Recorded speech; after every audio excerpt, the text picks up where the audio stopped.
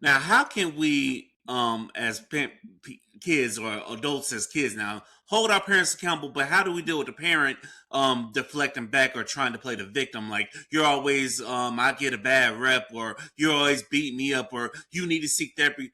Why can't the parent just take accountability for their actions? You know? Yeah, that's hard. That's hard to be able to say I did something wrong Yeah, or it is. I wasn't able to provide for my child in the way that they actually needed, Yeah, I right? know that's hard to say, but I've had guy friends tell me like, "Hey, I had to tell my son that I messed up." I'm like, "Damn, he made it sound so." I know it wasn't easy for him, but he made it sound easy, and I'm like, Yeah, anytime that I may address something with a parent, they're like, the parent is like, "Oh, you're always vilifying me," or I know there are other parents that gaslight, and they'll try to deflect instead of just taking the yeah, accountability. yeah, yeah, yeah. And yes, and that does happen. And I would say so. Like we're talking about from the perspective of you're in therapy, you're seeing these things and learning about yourself Mm-hmm. in this way. And I would say for something like that, that is where you're pacing yourself and you're working with yourself, your therapist to be able to build, to figure out the best way to be able to address these concerns with that parent who kind of responds in that way. So people don't just go out there all willy-nilly just saying a bunch of stuff because you might hit up or run up against a brick wall, right?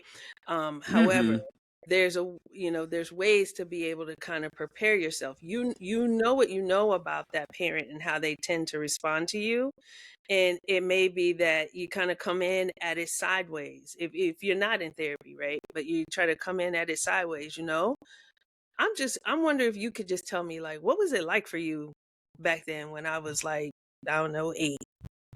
And, and if they're like, 8, what, I don't know, when you were 8, well, we were living here, we were doing this, and this is what I remember. And then they'd be like, and then they might jump in and start to fill in some gaps of where you said something, but they're like, I don't quite remember it that way. But still, that is potential for you being able to get information without confronting them, so to speak. It's the confronting that puts them on guard and want to then kind of lash back out at you.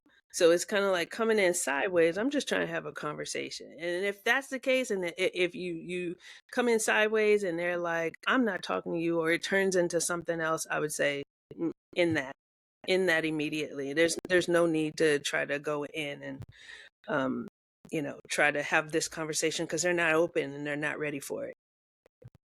That's real. That's real. Hey, parents out there, we are working to forgive y'all, ladies and gentlemen. To all parents out there, because our generation, the millennials, we're working to forgive our parents, and we're working to not make the same mistakes. Shout out to all the millennials who have kids who are not making those same mistakes out there.